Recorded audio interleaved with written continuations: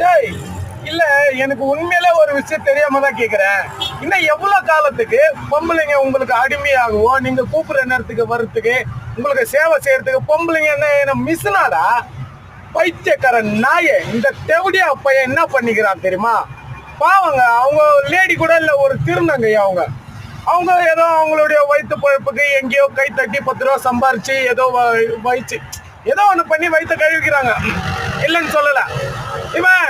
ஆனா அவங்க தப்பான தொழில செய்யறவங்க இல்ல, அது மட்டும் ரொம்ப நல்லா தெரியுது. நான் அவங்க கிட்ட போயிட்டு பேசிட்டே வந்துட்டேன்.